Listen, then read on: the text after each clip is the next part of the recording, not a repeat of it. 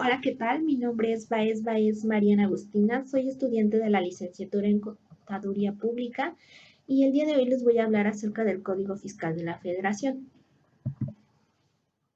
El primer punto que vamos a tocar es como tal su definición. ¿Qué es el Código Fiscal de la Federación? Este es un cuerpo de leyes que integra sustantiva y adjetivamente las bases del funcionamiento del sistema tributario federal. En él se destaca la regulación del vínculo jurídico que existe entre el fisco federal y los contribuyentes. En este pequeño mapa conceptual les presento de manera más específica para entender lo que es el Código Fiscal de la Federación. Como tal, tenemos que es un compendio de diversos aspectos fiscales, también un ordenamiento jurídico que define los conceptos fiscales fundamentales y además fija procedimientos para obtener los ingresos fiscales del gobierno. También tenemos que su objetivo de este código es determinar las contribuciones que se deben de aplicar en relación a impuestos federales, además de que regula la aplicación de las leyes, legisla y enmarca las bases tributarias en México. Como tal, algunas de estas leyes es la del ISR o la del impuesto al valor agregado. Bueno, ¿y cuáles son algunos de los antecedentes de este código? Como tal, primero tenemos que en 1938 entró en vigor el Código Fiscal de la Federación y estuvo vigente hasta 1967. Cabe destacar que dependía del Poder Ejecutivo y hablaba exclusivamente en materia fiscal, además de que se tenía interés en el juicio oral. Posteriormente, en el año de 1967, fue suplantado por la Ley de Justicia Fiscal. Hay que recalcar que se creó paralelo a la Ley Orgánica del Tribunal Fiscal Federal y ahora ya no dependía del Poder Ejecutivo, se convirtió en autónomo. Después, en el año de 1981, fue publicado el nuevo Código Fiscal de la Federación para que entrara en vigor hasta 1983, así como su reglamento. En este nuevo código se modificó el procedimiento administrativo, así como se suprimió el carácter oral en los procedimientos. Bueno, ¿y cuál es la estructura? Consta de 6 títulos importantes. El primero de ellos es el título 1, que habla sobre las disposiciones generales y consta de 2 capítulos. Uno de disposiciones y el segundo acerca de los medios electrónicos. El título segundo habla de los derechos y obligaciones de los contribuyentes. Como tal, tenemos que deben de pagar las contribuciones y accesorios, obligaciones en relación al Registro Federal de Contribuyentes, en materia contable o en la expedición de comprobantes fiscal digital por Internet, por citar algunos. Después tenemos el título tercero, que habla de las facultades de las autoridades fiscales, que como tal es contestar las consultas que hagan los contribuyentes, pero además de solicitar informes, documentación o realizar visitas domiciliarias, así como revisiones de gabinete o electrónicas. Posteriormente tenemos el título cuarto, que habla de las infracciones y delitos fiscales, dividido en 2 capítulos, uno para cada uno. Después tenemos el título quinto, que es de los procedimientos administrativos, dividido en 3 capítulos. El primero es del recurso administrativo, el segundo de las notificaciones y la garantía del interés fiscal y el tercero del procedimiento administrativo de ejecución.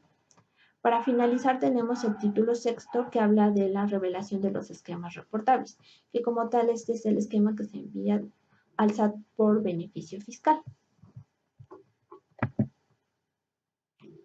Ahora hablaremos de las principales modificaciones que tuvo este Código Fiscal de la Federación en este año 2020.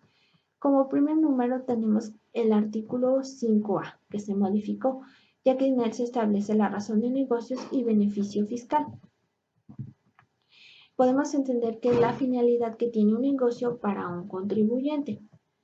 Esto para contrarrestar esquemas de elusión fiscal, ya que no se considerará razón de negocios cuando el beneficio económico razonable sea menor al beneficio fiscal.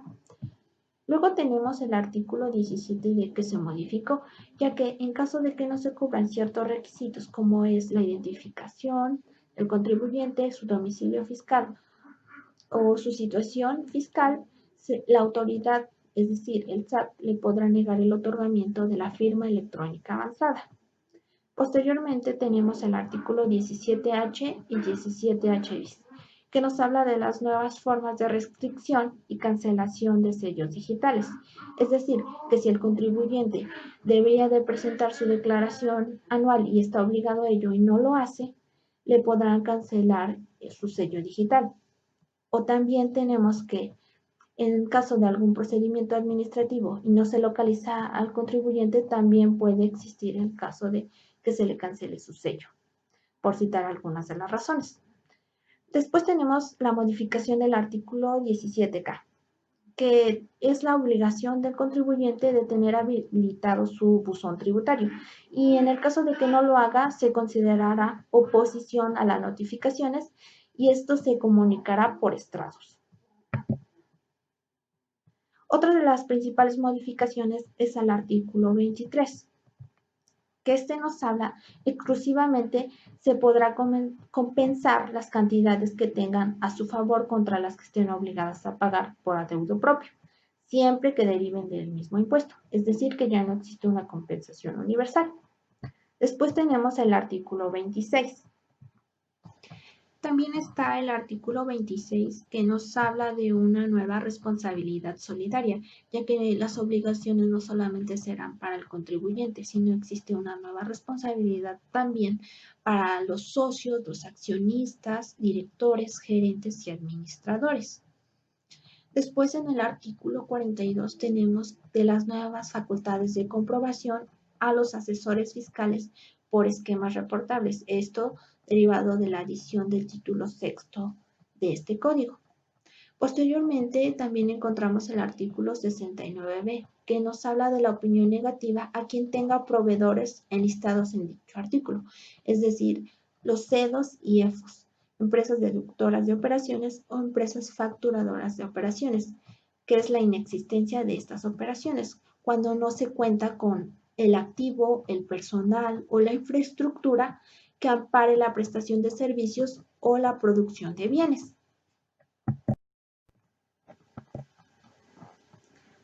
Otra modificación es al artículo 69b ter, que nos habla de la importancia del tercer colaborador fiscal, es decir, de la persona que proporciona información para conocer algún contribuyente que esté realizando operaciones inexistentes.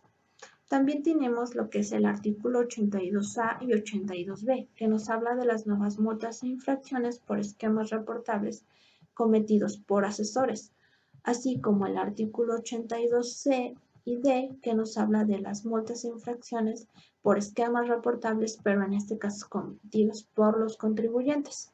Después está el artículo 83 y 84, que nos habla de la infracción así como su respectiva multa por tener proveedores que se encuentren en la realización de operaciones inexistentes.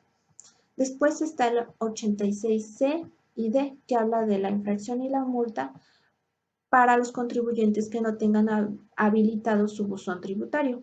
Y finalmente la modificación del artículo 197 al 202, que nos habla de los esquemas reportables. Es decir, que cualquiera que genere directo o indirectamente la obtención de un beneficio fiscal en nuestro país. Y como tal, estos son algunos de las modificaciones que se tuvo en este año para el Código Fiscal de la Federación. Les agradezco mucho su atención y estos fueron algunos de los puntos importantes a destacar del Código Fiscal de la Federación.